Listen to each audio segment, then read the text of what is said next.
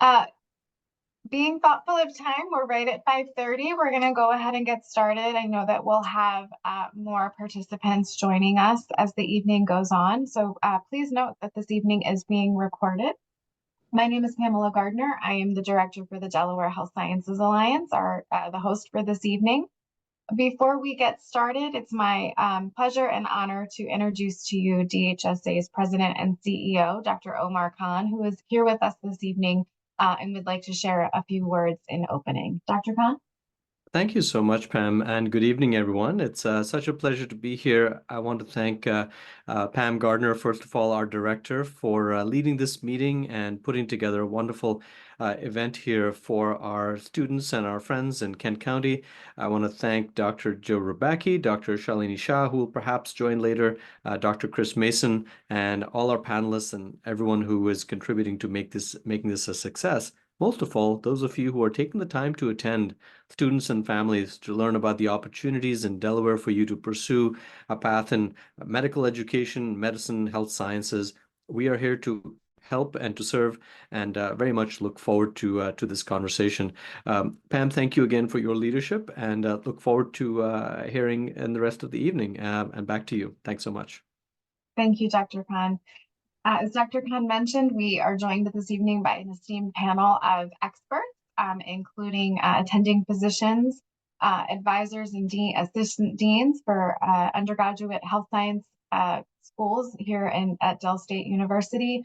We also have with us a current Dimer medical student as well to provide the medical student perspective and journey and advice from their own current opportunities and learning experiences, and I think lessons learned they could tell themselves going back in the process, and also things that have worked well for them. This evening, we will pause throughout the evening to take questions. We also encourage you to come off of your camera and off of mute, or onto camera and off of mute, to ask questions as we pause. You're also welcome to throw some questions in our chat or Q&A feature as well. We do have some pre-submitted questions that I'll be asking throughout the evening, but we'd really love to open this up for you to ask them yourselves and engage. We want this to be an engaging and meaningful experience for all. So thank you to everyone for joining us this evening. Before we get into the program, just want to share a highlight about DHSA. The Delaware Health Sciences Alliance is a standalone 501c3 nonprofit. Our membership structure is represented here by the institutional logos that you see. We have several pillars of priority and focus for the work that we do, including medical education, workforce development, research, and health policy, economics, and advocacy. And so again, just a little bit about this evening. We will hear from a panel of experts across a variety of topics, including Dimer, MCAT preparation, recommendations for undergraduate studies, opportunities for training at the undergraduate level, as well as at the residency level at Bay Health, and as well as some personal experience from those that are with us as well. So again, please feel free to come off of mute and onto camera to ask questions as we pause throughout the evening, and or submit in the chat or Q&A feature, and we'll make sure that we get to you at the appropriate time. Before we get started, I just wanted to share just a couple of key terms that you may hear this evening to help provide awareness and make sure everyone we're on the same page together. Dimer is the Delaware Institute for Medical Education and Research, and we'll talk about that in just a few more minutes. You'll hear throughout the evening us refer to a term called SLRP, which is a student loan repayment program. The HCP LRP is a healthcare professional loan repayment program through the state.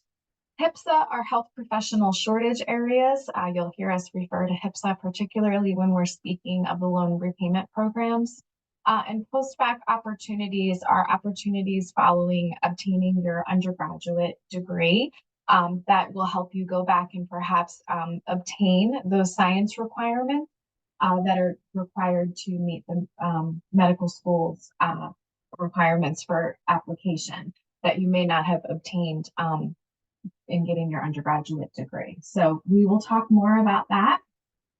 As most of you with us this evening are high school students, we like to take this opportunity to highlight some, not all, this is not exclusive, but it's certainly inclusive of many opportunities that those of you who are with us this evening and interested in future careers in medicine and health professions have to you to get involved that you may or may not already be aware of. Bay Health has a Healthcare Voyagers program. BB has a student summer volunteer program, as does Nemours and Christiana. There's Explorers programs at multiple institutions.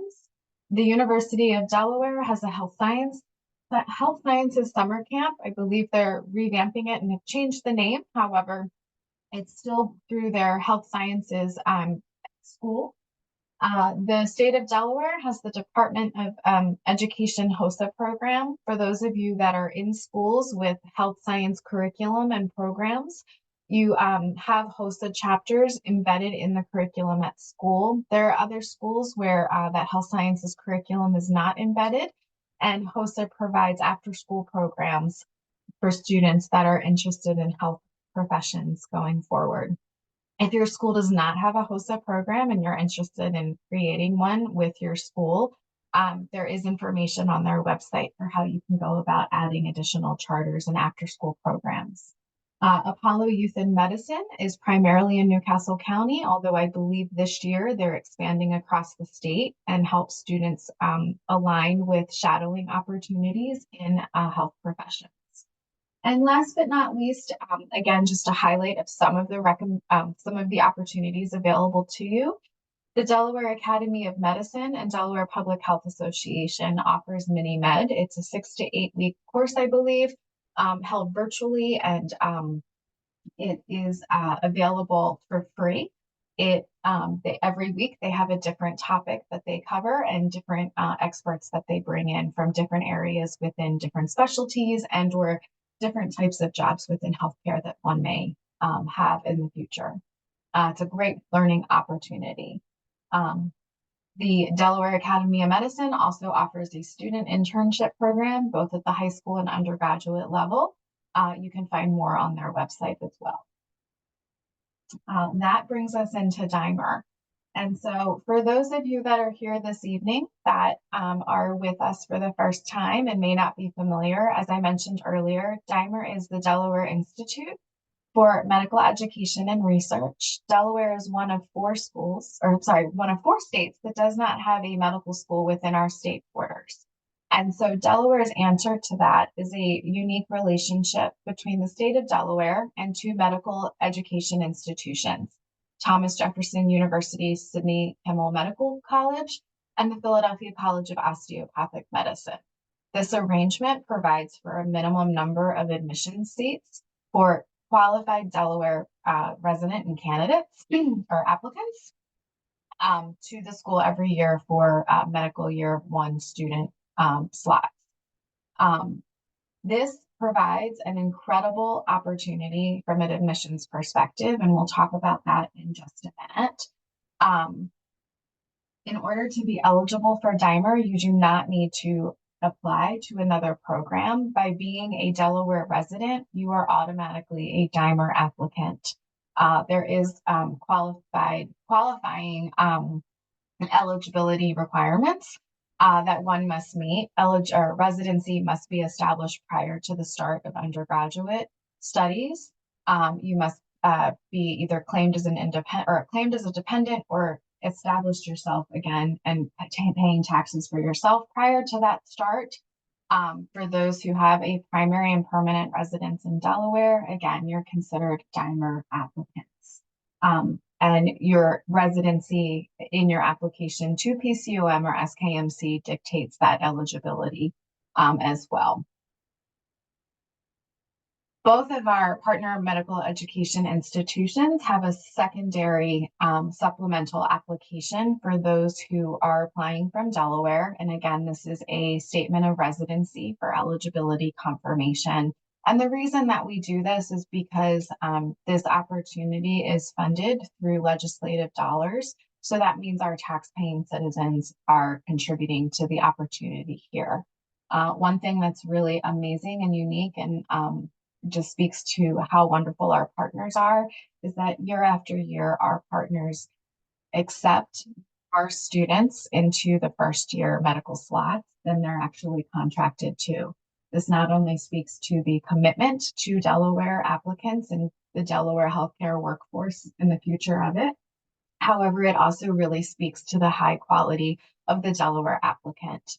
Um, you can see here on this screen, these are recommendations, or I'm sorry, requirements for what a student must obtain, both GPA-wise, science GPA, as well as the science courses in undergraduate studies to be eligible for acceptance into PCOM. SKMC's requirements are similar and also posted on their website. So when I mentioned that Dimer offers an admissions advantage, what does that mean? On average, PCOM and SKMC each receive anywhere from 10 to 12,000 applicants for those first year medical slots.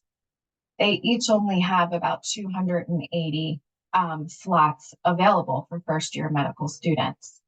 So the general application pool, you are one of, let's say, 10,000 applicants vying for one of 280 admission slots. With Dimer, you're taken out of that general application pool and you're put into the Delaware pool. So you're no longer one of 10,000. You're one of perhaps 80 to 100. Now vying instead of for one of 280 seats, one of potentially 30. And as I mentioned, our medical education partners continue to accept more students than the contracts call for.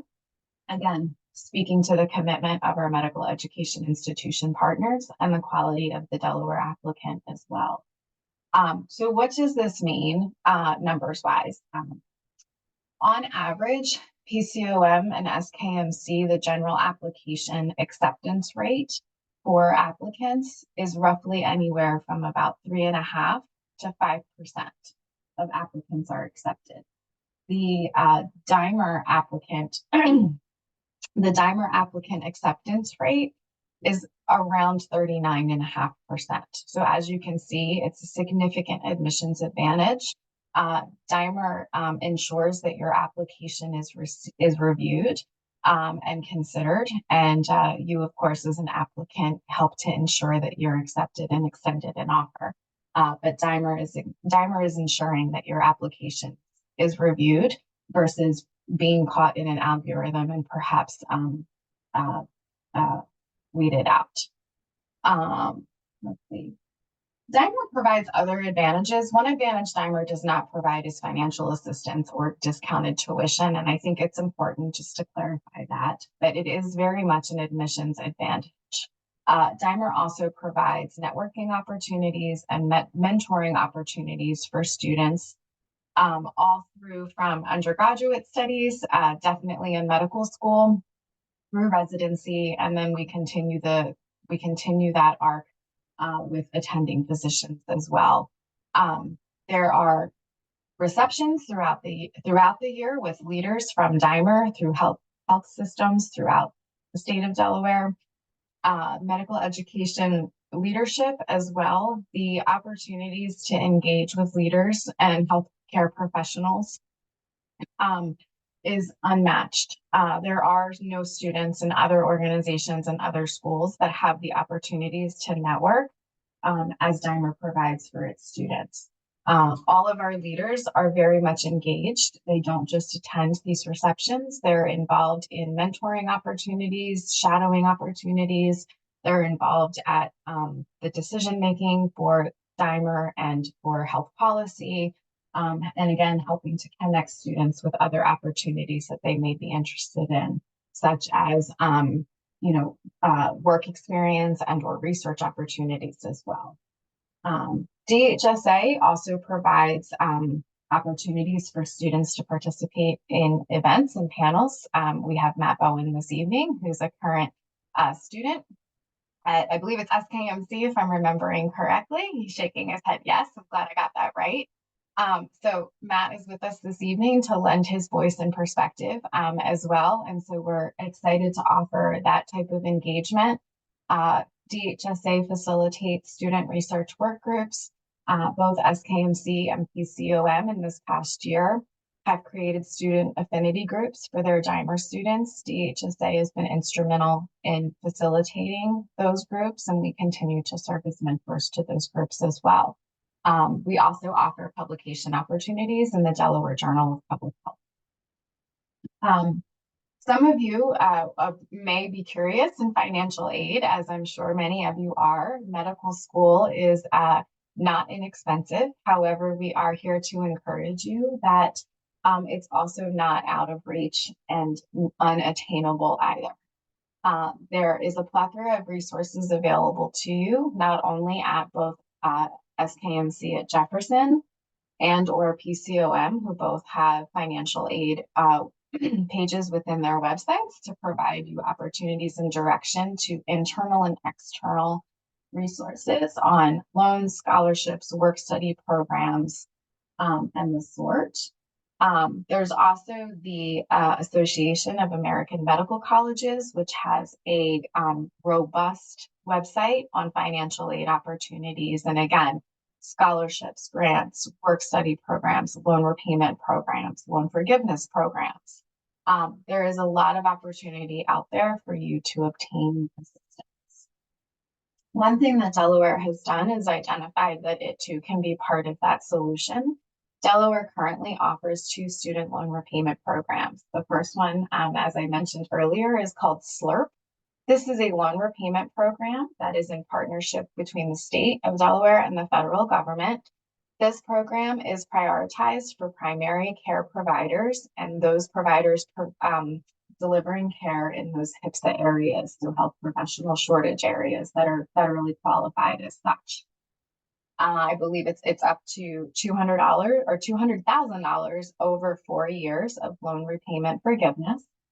And then the healthcare professional loan repayment program is a state-only funded and managed loan repayment opportunity. It was launched, I believe, 2 years ago. As of now, we're in, I think, going into the 3rd cycle, if you will. This program also provides an opportunity of up to $200,000 over 4 years for those who are attending physicians, MDs and DOs. For advanced practice providers, such as NPs and PAs, there are other loan repayment opportunities, and that is prorated based on a level of certification. But again, 4-year programs prioritized and required for primary care. The HCP LRP identifies the entire state as a health provider shortage area. So the entire state you can be delivering care. That being said, for those of you that are DIMER students and DIMER alum applying to this program, there is a weight component that gives you a leg up as a DIMER applicant for the loan repayment program through the state. The Delaware Academy of Medicine also provides loan repayment and, loan options as well. And more can be found on their website, delamed.org. I just gave a ton of information about DIMER, about loan repayment programs, about what makes you DIMER, what makes you not DIMER. So I'm going to pause there. I see we have a question in the chat, but before I get to that, I would like to pause and see if anyone would like to come off camera or on camera and off mute and ask any questions.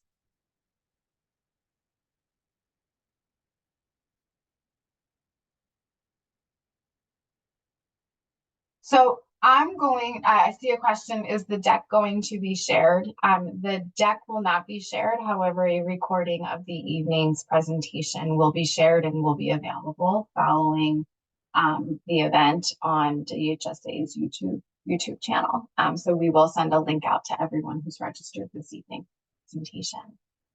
Matt, if I could call on you just to talk a little bit about how DIMER has helped your journey in your medical education.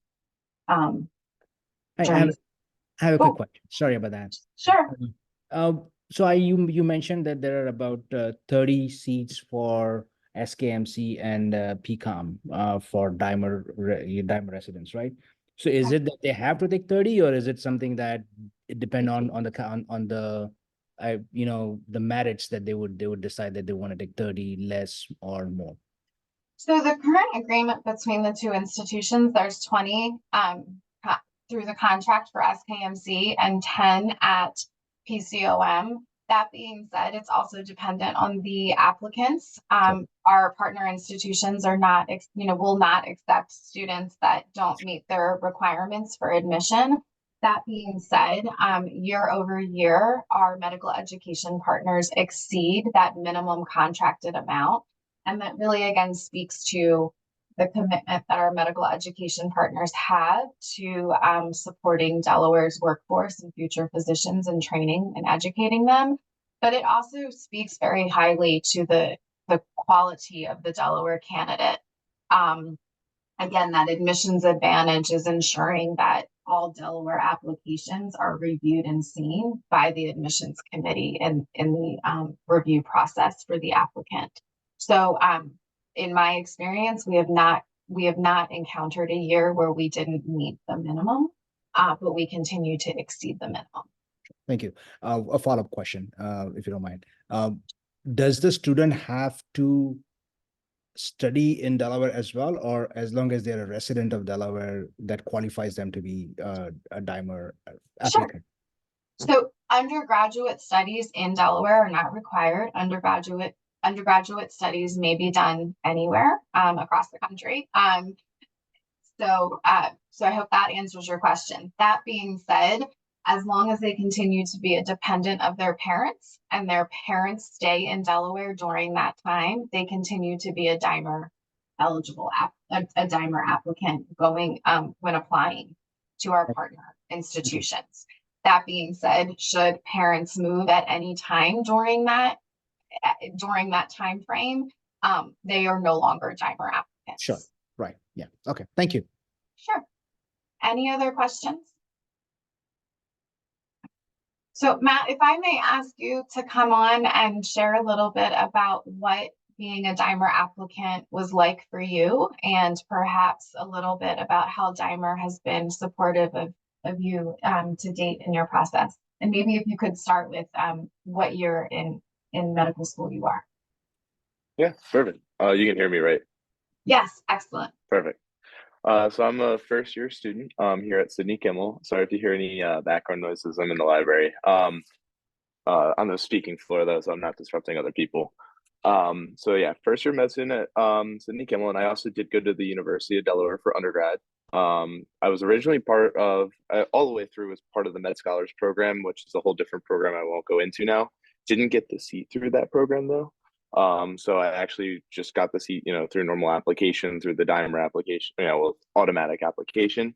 And I think that was really helpful when trying to get in because, you look at all these med schools and they're all like single digit acceptances. And it's not that you're only applying to one, you're applying to a bunch of med schools, but to know that there is that med school that, you're going to have a competitive advantage, you're going to, be fighting against just other Delaware residents because other states have their own med school and we don't in Delaware. So that's nice to know that you are going to have like your own home med school.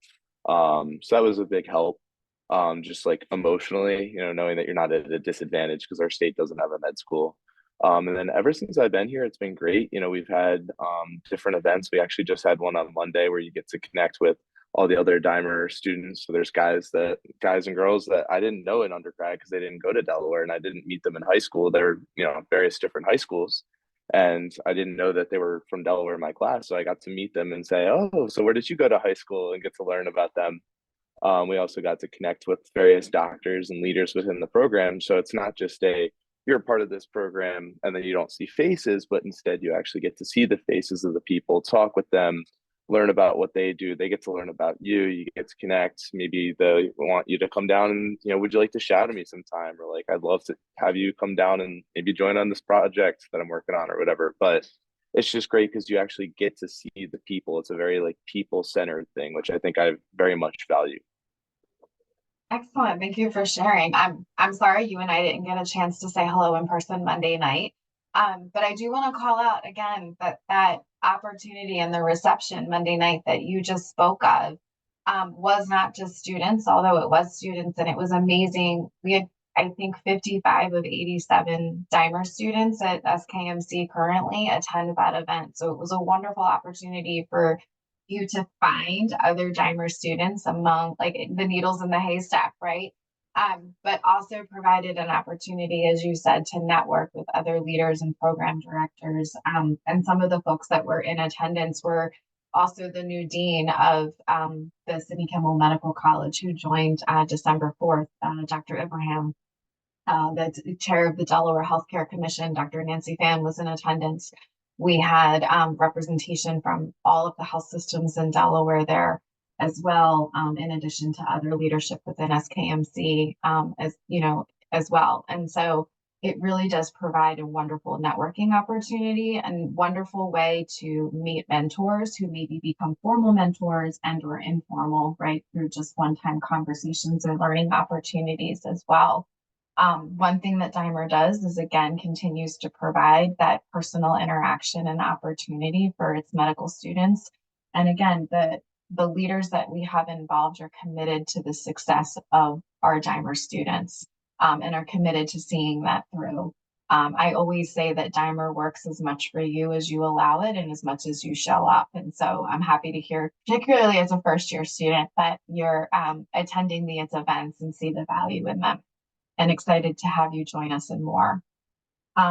You're speaking of your undergraduate studies is a really wonderful transition into our next panelist, Dr. Mason, who is the Assistant Dean and Associate Professor for the Wesley College of Health and Behavioral Sciences at Delaware State University. And I'm hoping that I got that right, because Dr. Mason. That was perfect. Thank you for the introduction. Also, just want to acknowledge Dr. Khan and thank him for having me here this evening. Is it all right if I share my screen, Ms. Gardner? All right, let's see. Yes, please do.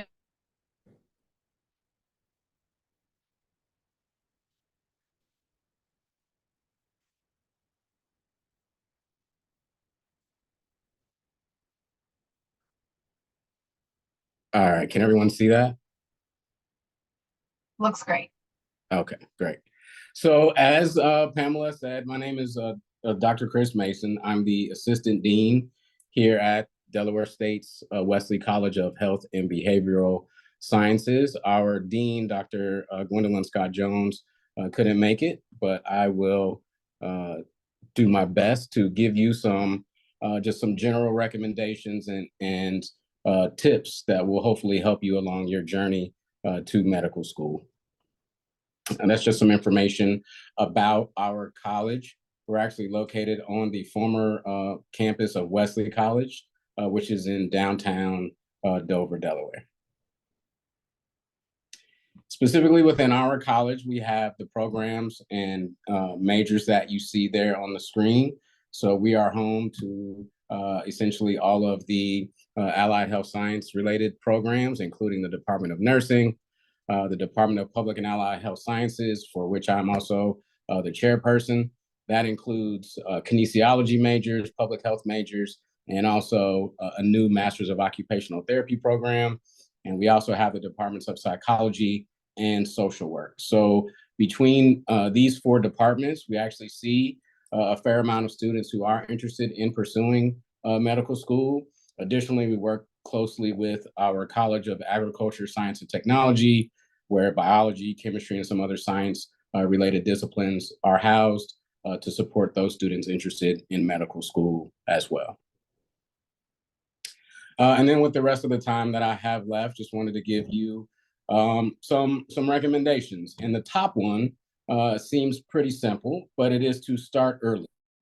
And early, meaning right now, if you're high school students preparing to enter college, or if you are an early college student just getting started along your academic career in college, you want to get started for your journey to medical school as early as possible to make it not as overwhelming and to ensure your likelihood of success. Think of it as as a large term paper, a 10, 15 minute page term paper that you have due at the end of the year, end of the semester. It becomes much more overwhelming if you wait until the night before or just a couple of days before to do it. If you do it in stages and give yourself a bunch of time to prepare, it's more digestible and less overwhelming. It takes a lot of the anxiety out of the process. So again, you want to start preparing yourself now while you are in high school, preparing to go to college, and you want to work very closely with your guidance counselors to select appropriate electives that you can take in high school that will prepare you for the college version of those courses once you're admitted to the university or college of your liking. And speaking of those courses, these are just some general courses that medical schools look for and consider to be prerequisites. So you certainly want to make sure that you take your inorganic and organic chemistry, calculus, some type of biology, anatomy and physiology, physics, as well as writing intensive courses. So in addition to being well versed in the sciences, it's very important for you to be capable of communicating effectively, both in a written and in a verbal format.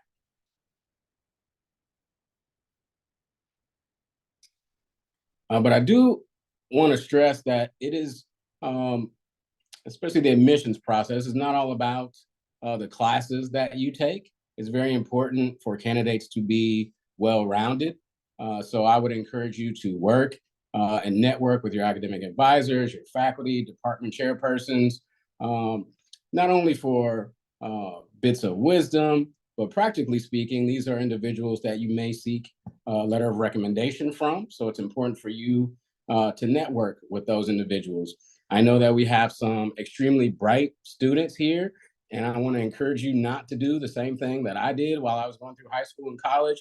I did very well, and my classes didn't have a lot of trouble. So in my mind, it wasn't important to go and speak to the professors or the department chairpersons, advisors after class.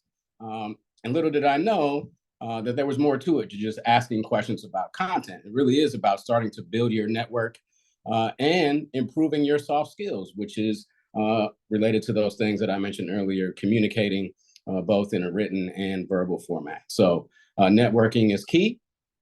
And again, outside of the classroom, you want to become involved in extracurriculars and make yourself as well-rounded as possible. And some of the things that you can do outside of the classroom is get involved with your health professions committee, which is something that we have here at Delaware State.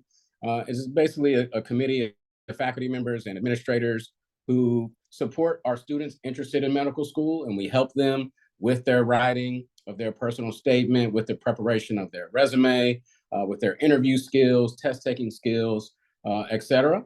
We also have what's called Minority Association of Pre-Medical Students, known as MAPS. And so that's a student-led organization with faculty advisors to provide our students interested in pre-med with some support from a student perspective. And lastly, I just want to encourage you to take some personal investment and ownership of the entire process, right? Just like with anything else, college, your degree, your education, you're going to get out of it, right, what you invest in it. And so you need to be asking questions, again, networking, trying to figure out what other people have done before you that have been successful in being admitted into medical school, and then take all of that into account along your journey and along your admissions process. And that is my brief presentation. Went really quickly, but if you have any questions, either now or at the end of the program, I'm certainly happy to answer those. Let's see if I can stop. Dr. Reason, thank you so much for being with us this evening. Absolutely. If anyone would like to come off mute, perhaps if you could use the raise hand feature and we can call upon you.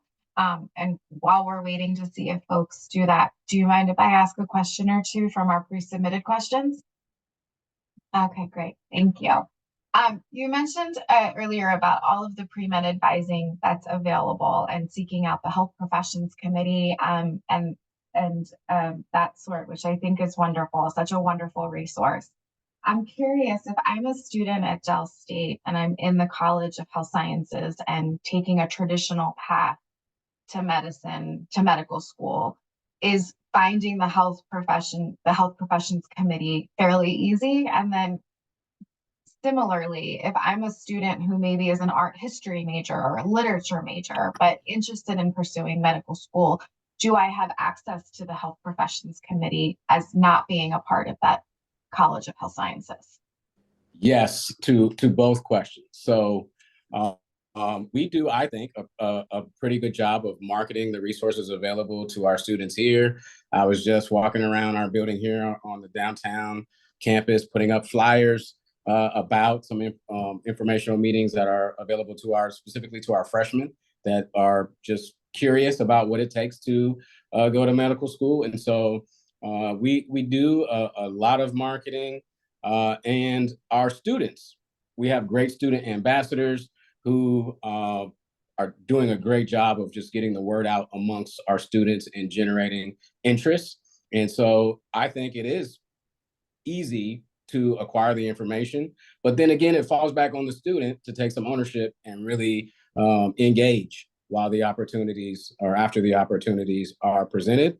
And to your second question, yes, I think that it is a misnomer to assume that only biology and chemistry students are going to be qualified to go to medical school, and so that's not the case at all. And so we do try to be inclusive in offering these programs and advertising these programs to all of our majors outside of the allied health sciences and the hardcore sciences, if you will.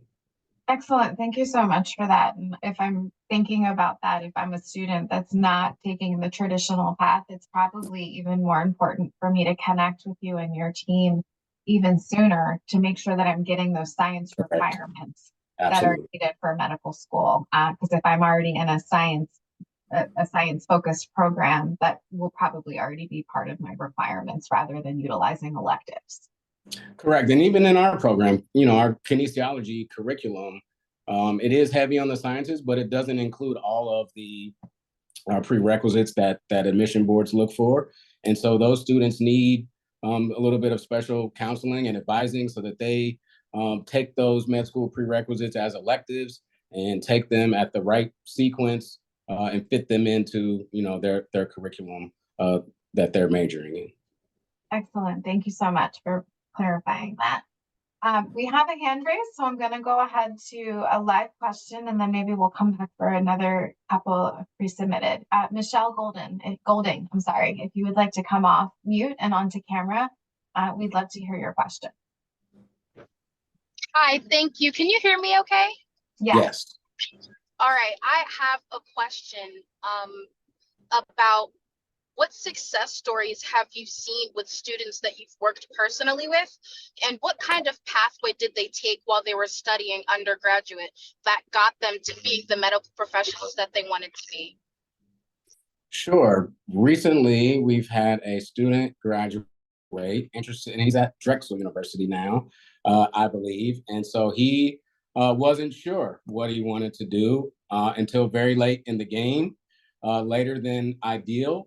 So about his sophomore or junior year, he started to get curious, and it was on him to really do a lot of the foundational work. He took a lot of electives over the summer, engaged with the health professions committee, and wasn't selected initially. And then after he graduated, I think he did some post-bac work and then got in after he graduated. So that's a success story from kinesiology.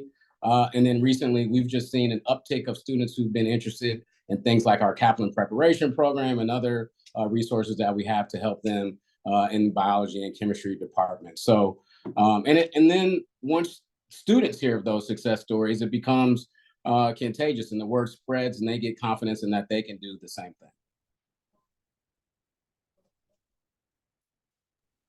Thank you so much for your response.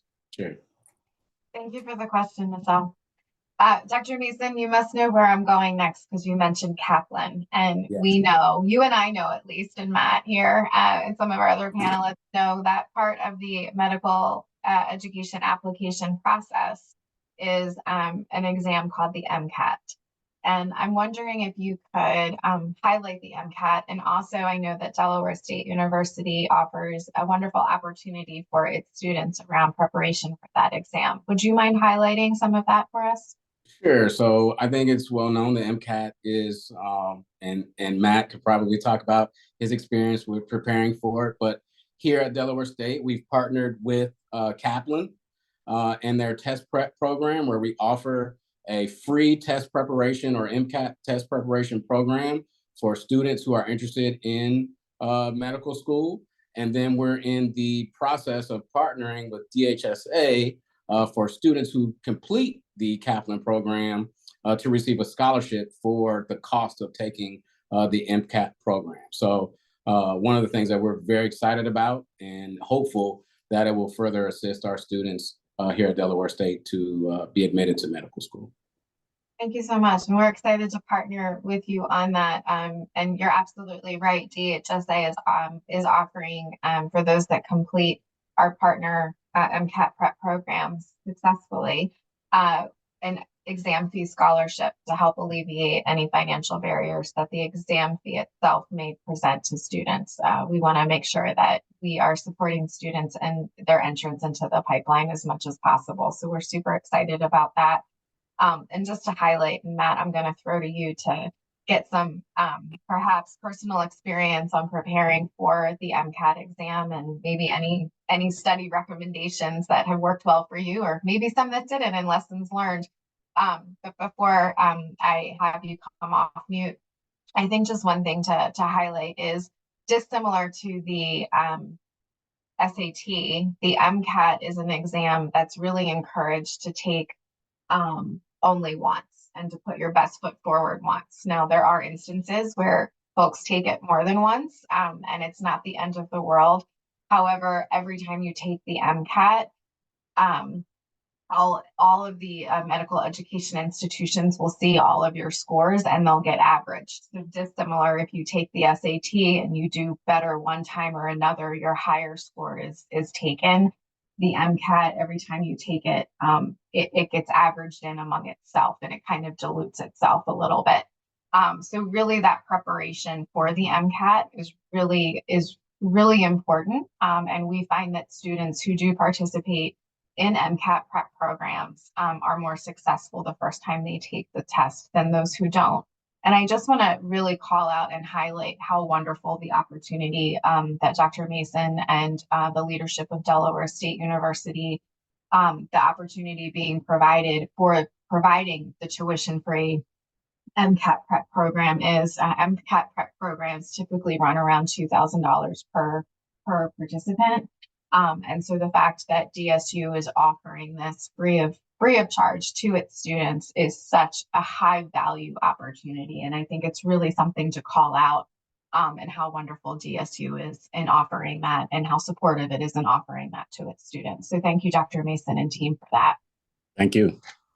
Matt, can you tell us a little bit about your experience preparing for the MCAT, and maybe any words of wisdom for study skill recommendations? Yeah. So the MCAT's hard. I mean, no one's gonna tell you anything different. If you don't know much about the MCAT, quick overview is that it's 4 different sections, and there's a different focus of each section. So there's like a chemistry, physics section, a biochemistry. There's like a critical reading. So for those of you that don't like English class right now and reading, unfortunately, that's going to be a thing all the way. And then psychology and sociology. So those are the 4 sections. And generally, you do need to prepare for a while. So there's plenty of different strategies. Some people prepare for months. Some people just cram it all into a month. And it really depends on like what you're able to do and when you plan on taking the exam. I took it during the winter, and University of Delaware, it was a little weirder than other colleges, but we have a 2-month winter break. So I took it sometime in the 2nd month. I don't remember exactly when, but I wanted to have some of a break afterwards. And I basically just studied hard for like a whole month. So generally people recommend, like 8 hours a day, like treat it like a job. But I know other people who want to take it at a different time, or they want to take it over longer in terms of studying. So then they'll say do 1 or 2 hours a day over many months. So there's different plans out there. You have to kind of know yourself. Another hard part is you have to keep yourself accountable. And I think that's probably where I struggled the most, and where something like a Kaplan program would have been great. University of Delaware didn't have an opportunity to have a included like Kaplan things. That's a great opportunity that Delaware State has. So if you go there, I would definitely take advantage of that. That's huge. I think having something like that keeps you a little bit more structured, because from what I heard from friends is that it tells you, you know, what you're supposed to be studying and practice questions and stuff each day, and it basically makes a schedule. I had to do my own, so technically if I felt like cutting it short a little bit on one day, no one's stopping me. And that's the hard part. And that's a little bit like what med school is like. And even with a program like that, technically no one's keeping you locked into the computer. You could turn it off. So that is a hard part. And it's just making sure that you have that self-motivation. There isn't really any deadlines. You know, you don't have a quiz at the end of every week or whatever, but you know, you have that exam coming up, and it's going to be important that you get ahead of it. Another thing that I think is a good resource as well that's free, I won't go into it too much, but there's something called Anki. We use it all the time in med school, but a lot of people get introduced to it with the MCAT. Essentially, they're like flashcards, but better, and they're on the computer. And if you look it up online on Reddit, there's like people have made these big decks called like the Mile Down deck for MCAT. And essentially it has a lot of the info that you just have to raw memorize. And then it spaces it out. So when you get a card right, you'll see it in a day. If you get it right again, you'll see it in 4 days, then a week. And then if you get it wrong, you'll see it again the next day. So it's all about that spacing, which you'll learn about with psychology. Very good for studying. And then I think basically the last thing is you have to review a lot of material. So it's a lot of review, but then you also need to make sure that you're getting in full-length practice tests, because it is a mental marathon to take the MCAT. So you want to make sure that you're getting in at least a couple full-length practice tests before you take the MCAT itself. It gives you, one, an idea of how you're scoring and what you need to focus on in terms of strengths and weaknesses. But then two, also like what strategies do you find that work best for you? Because you have to get through, like, it's a 6-7 hour exam. So what mentally do you have to do to get yourself in the mindset so you can go through it for 7 hours straight, 6 hours, and then breaks add up to the other hour, so that you can actually do well on it. So in the beginning, you might focus a lot of your practice, or like a lot of your time on reviewing content.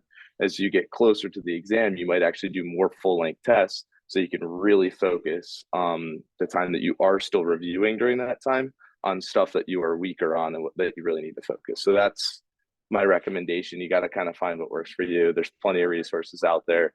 Definitely take advantage of something like Kaplan, especially if you go to like Delaware State and they give it to you for free, or if you aren't there but you can afford it. It is a great resource from what I heard from friends that were able to afford it. Excellent advice. Thank you so much. And that was so thoughtfully shared. I'll just build on to your last point around the practice exams for MCAT and the importance of them. At one of our last panel events that we did like this, we had another student who was sharing their own study tips. And I thought it was really interesting. They shared that don't just take the practice exams like at home where you're comfortable. Go and seek out an environment that's uncomfortable and similar to where you're actually going to be taking the test, right? The uncomfortable chair, the hard desk, or, the similar environment with distractions around you, and or really quiet. Don't just take it in an environment where you're comfortable, because it's not really realistic, right? As to the environment that you're actually going to hunker down and take that test. And I thought that was really interesting advice, and just wanted to build upon what you shared. So thank you so much. We do have a question in the chat. How do you apply to DIMER? Is there a link, requisites, conditions? So again, I'll just highlight that being a Delaware resident, and being a Delaware resident means you grew up here, your parents live here, you're claimed as a dependent on their taxes, you're independently here claiming yourself on your taxes, and are doing so prior to establishing your undergraduate studies. These are the requisites that are used by both DSU and UD for considering who qualifies for in-state tuition versus out-of-state tuition. And so DIMER is very much aligned in those eligibility requirements. Both SKMC and PCOM have supplemental applications as part of their application process that are driven by entering your permanent address as with a Delaware address. So you being a Delaware resident, entering a Delaware address, again, pops up that supplemental application. After there's a residency eligibility confirmation, you're automatically DIMER. There's not an additional process to applying for DIMER. It's a benefit for those who live here and pay taxes here. So it's part of our legislation. I hope that answers your question. Please feel free to add any follow-ups in the chat. I'm going to share my screen very quickly before I introduce our next panelists. We've talked about what DIMER is, applying to medical school. We've talked about the MCAT. One thing that we haven't talked about is really what does it mean to be a high school student interested in medicine, and how do you get to being an attending physician? And right out of medical school, are you an attending physician? And so this slide really just kind of helps to highlight that arc. So you're a high school student, you go to undergrad, you do all you're supposed to do, you take your MCAT, you apply to medical school, and then you go to medical school, and you're there for 4 years. The first 2 years, you're really on campus at the medical school, you're in the labs, you're hands-on learning, you're doing all of your courses on site. And then in years 3 and 4, you go out for what's called your clinical rotations. Once you graduate medical school, you then technically are an MD or a DO. However, you're not able to yet practice on your own. You require additional training, and that's what we call residency training, which, depending on the specialty that you go into, is anywhere from another 3 to 5 years post medical school graduation. And then you become an attending physician. And I highlight that process because our next panelists that are with us this evening, Dr. Shah and Dr. Rubacki, join us from Bay Health. Dr. Shah is the current undergraduate medical education program director. Dr. Rubacki is the former program director for undergraduate medical education and also serves as a DIMER board member. They're both family medicine physicians. And so they're here this evening to share with us some of their own personal journey and experience to medicine themselves, and also highlight more opportunities, particularly at Bay Health, for what training in these clinical core rotations and or residency programs looks like to help provide more of a picture of what the future holds for you. So I thank you both for taking time to be with us this evening, and we look forward to hearing all that you have to share with us. So thank you again. Pam, thank you. I'll defer first to my partner, Dr. Shaw. I knew that was going to happen. So thank you. So as stated, I am Dr. Shalini Shah, and I work over at Dover Family Physicians down in Dover, about a mile from Kent. I am the current undergraduate medical educator, program director, and I really enjoy it. And when you become, so your first 2 years, and Matt is a first-year medical student, so your first 2 years of medical school is really going to be educational. You're in the classrooms, you're going to be getting lectures, you're going to be in the labs, gross anatomy, microbiology, all the hands-on in terms of studying. You do, depending on which medical school you go to, also have some patient interactions depending on the curriculum for which school. I went to Drexel University, and we did have a patient component where we did go into the hospital, interview patients in the hospital, learn how to do physical exams on standardized patients.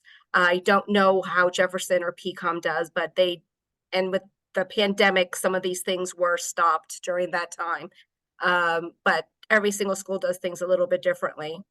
But then your 3rd and 4th year of medical school is when you get to really jump into the mayhem, and you get to do rotations. Usually, depending on which school you're in, you will have required 3rd-year rotations. They are in what I would consider the big specialties: family medicine, pediatrics, internal medicine, OBGYN, surgery. I'm forgetting, did I say peds? Psychiatry, and internal medicine. I think I got them all. And then depending on which school, some schools are going to require emergency medicine, Some schools require neurology, and then some other schools require some subspecialties like gastroenterology, subspecialty surgery options like orthopedics. And that is the basic extent of your third year. And then depending on which school, these rotations can last anywhere from 4 to 6 weeks. Every school has its own intricacies with that.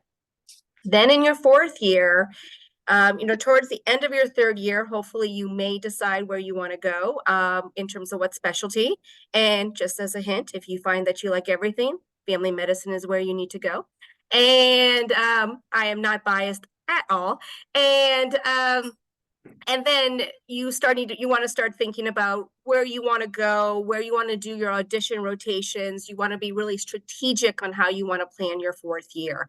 And that is where your counselors, your guidance counselors or mentors in medical school, along with wherever you're doing your third year rotations, can help you.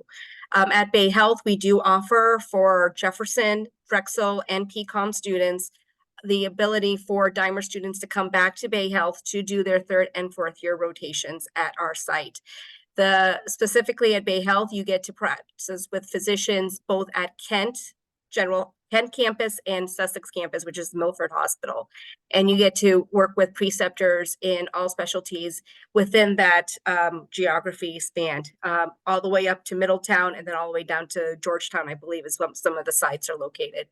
And I think that's about it. Dr. Obaki, do you have anything to add to that? No, I think we've greatly expanded the medical education program here. It was a very informal program, and we developed a formal program here over the past 8 years that's been highly successful. And part of the reason is we really need to grow our own because of the rapid growth in the community. We need more physicians. So we're looking to young people who are interested in medicine, not just in medical school, but PA school and P school. And so we're training young physicians, young PAs, and young MPs. Also, as an aside, I'm president of the Board of Medical Licensure and Discipline. So if anyone has a question about getting a license in Delaware, you can get when you graduate medical school and go into training, you will get a license at the hospital you're at. That's called a training license. It basically has training wheels on it, and you have to practice within the hospital. If you're a graduate of an American medical school and complete 1 year of successful postgraduate training, 1 year of a residency, you then can apply to have those training wheels removed and get a full unrestricted license in Delaware. If you go to a Caribbean school, a foreign school, you have to complete 3 years of training before you can apply for an unrestricted license in Delaware. I also will give a shout out to our friends further south, Beebe. They have recently started a program, undergraduate, with taking, I believe it's 4 students at a time, 5. Correct. Thank you, Dr. Shaw. 5 students at a time from PCOM. And they also started a family medicine residency program. At Bay Health, we currently have residencies in family medicine, internal medicine, surgery, and emergency medicine. And starting in July, we'll have a fellowship in hematology oncology. I do want to point out that some of our students and graduates from Delaware have been very successful in the program. Currently, we have one of the Dimer students, Austin Lonsky, who was from Milford. I believe he went to Milford High, and then, or was it Lake Forest? I can't remember. And then graduated from Wesley, and then was one of our core clinical campus students from PCOM and graduated. And he is now, Dr. Austin Lonsky is a first-year family medicine resident at Bay Health. And we currently also on our inpatient service have a Dimer student, a third-year Dimer student with us who is from, I believe, Hockessin. So there's lots of opportunities, and you do not have to go to a Delaware school to apply through the Dimer program, but there are opportunities there. One other thing I will mention, there's give a shout out to, they mentioned briefly the mini medical school is starting up, I believe, this week. You can still enroll, go online and apply to that. And then the Apollo program, Youth in Medicine, which was started by Dr. Deep Kalan, who's on the Board of Medical Practice with me. That's run by the Medical Society, and that is a really nice program because you actually, as in high school, get to rotate through the various offices.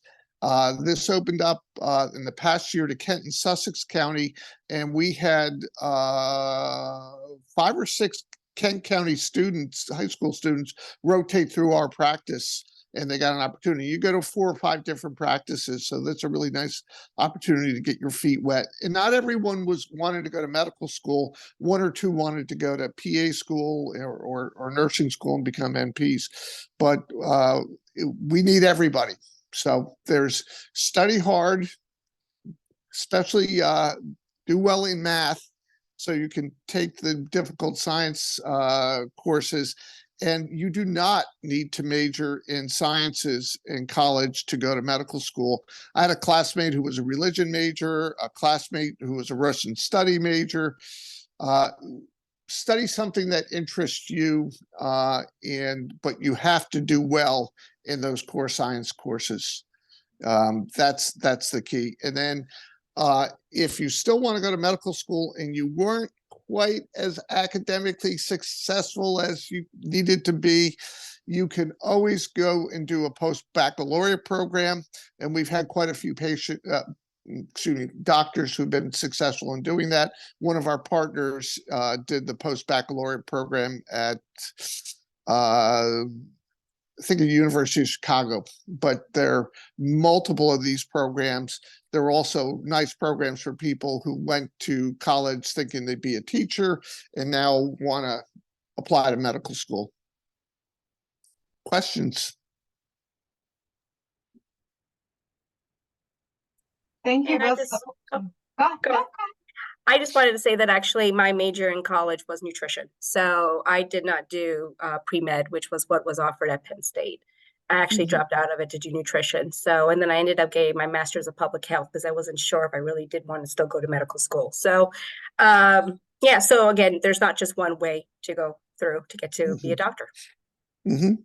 You must be Yeah. reading my mind. Aside from saying thank you, I was going to invite both of you to maybe share a little bit about how you found yourself to family medicine. And Dr. Shah, I'm wondering if your comment of if you did your rotations and found that you liked everything, family medicine's where your home should be. I'm wondering if that was your story, or if you realized very early on that family medicine was what you wanted to do once you.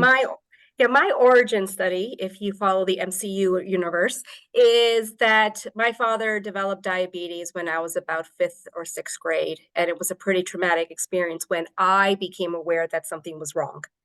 And from that point on, I really wanted to be a physician. And my spiel has always been more preventative. And so when I went to college, I wanted to be a medical doctor. But in college, the window of opportunities just opened up, and I fell in love with public health. The idea that instead of talking one by one with a patient, but affecting public health policies where now you can affect population health was a really new concept to me at that time when I was in college. And I really loved that idea. And so I decided to, that I was unsure at that point then if I wanted to go into medicine. And with my interest in nutrition, which again went with my preventative slant, and then cardiovascular, I got a minor in kinesiology. I did decide to go and get my MPH at University of California, Berkeley. And going through that, I did realize that as much as I really love population medicine and I understand creating a surroundings that makes you healthy, that being healthy is not just you as an individual, it is all the social determinants of health. I decided that, no, I wanted to be a doctor. So I decided after doing a year of getting some extra courses that I needed to do for applying to med school, I did 1 year in teenage pregnancy prevention policy management. I came back and I went to Drexel University. It was MCP Hahnemann when I started, became Drexel, and the rest is history. But with that slant of me always being preventative, I pretty much was certain I wanted to do family medicine. I did, during my third year, question possibly going into specifically endocrinology because of my love of diabetes. I just find that disease process very interesting. But truly, the thought, as much as I love diabetes, the thought of doing it all day long.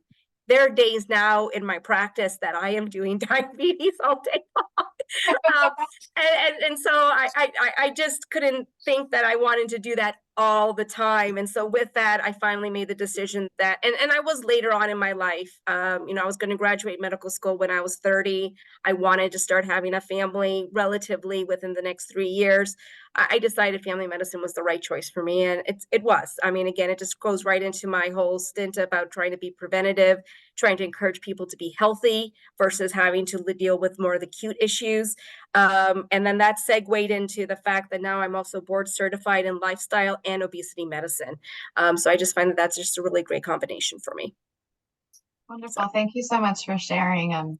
Family medicine not only provides that opportunity for prevention, but also the longevity and relationship building and continuity with patients as well, which I imagine being called to family medicine is something that's rewarding as well. Dr. Rubacki, can you share and highlight maybe a little bit of your own journey of how either you found family medicine or family medicine found you? Sure. I've been at this for over 40 years and I still love it and I can't imagine doing anything else. I hope you all find something that you can do in your professional career that you find as fulfilling and exciting. Every day I'm excited to go to work. As a young man, I had an uncle and a grandfather who were physicians, and I really admired the amount of respect they received. Plus, my grandfather had a boat, and as a young boy, that was kind of cool. So as I grew up, I did the traditional track. I went to college and applied to medical school and was very fortunate. I was the first one in my graduating class to get into medical school, even though my grades weren't as good as some of my peers. And I am firmly convinced it was because some of the other things I had done in my life. We talk about being well-rounded. I had several interesting jobs. I played rugby in college, and one of the deans who interviewed me played rugby. So it's those funny connections that really help you. In medical school, I intended to go into family medicine, and I did a CT surgery rotation, and then did CT surgery also on my rotating internship, and was fascinated by it. And it was really at the time when CT surgery was booming and developing, and I was offered to go into the program, and I came very close to becoming a cardiac surgeon as opposed to a family doctor. And really what swayed me was when I was an intern, we had a first child, and I realized that all these cardiac surgeons were divorced and on multiple marriages, and I just didn't want that.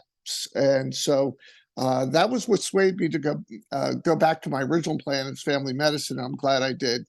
And I love doing it. We take care of newborns, we take care of pediatrics, we take care of adults, we do geriatrics, we do house calls, we do hospital work, we take care of critically ill patients, and we take care of well patients. And we try and do what Dr. Shaw talked about also, is try and get people to stay well and prevent these horrendous problems. And so it's a lot of fun. It's very variable, and we're always on the run, and you never know what we're going to see every day, but it'll be interesting. Thank you. Thank you for sharing. I love how the family and family medicine is what really would seal the deal for you, even though you knew it ahead of time. So thank you both for sharing your personal journeys, as well as all of the wonderful and exciting training opportunities, both at the undergraduate level as well as the graduate medical education level at Bay Health. And, as you mentioned, not only Bay Health, but BB also are continuing to grow residency programs And what's exciting about that is that means that we're able to bring our future physicians and attending physicians and providers to Delaware, not only to train, but we also know that those that I think it's Dr. Rebecca, I think we just talked about this at the Dimer board meeting, but about 70% of residents tend to stay either in, within like a 50-mile radius of where they're training for residency. And so Delaware having more opportunities to bring residents to train here is only better for Delaware. And so we all work together across the state, and love to hear the support for other systems, as well as the highlight of Bay Health's opportunities as well. So thank you both for joining us this evening and sharing those opportunities. I will turn it over to our panelists, to Dr. Mason, Dr. Shah, Dr. Baki, and future Dr. Bowen, for any final comments before we wrap up the evening. So I'm going to start. Dr. Mason, can I start with you? Any final comments before we depart? Sure. I'll just say thank you again for having me. It's enlightening, always enlightening to hear from physicians and medical students, and always happy to encourage our undergraduates here who are pursuing the same professional and career paths. Thank you so much. We so appreciate your continued partnership and taking time to be with us to offer all of the advice that you have this evening, and being available ongoing as well. So thank you for your partnership.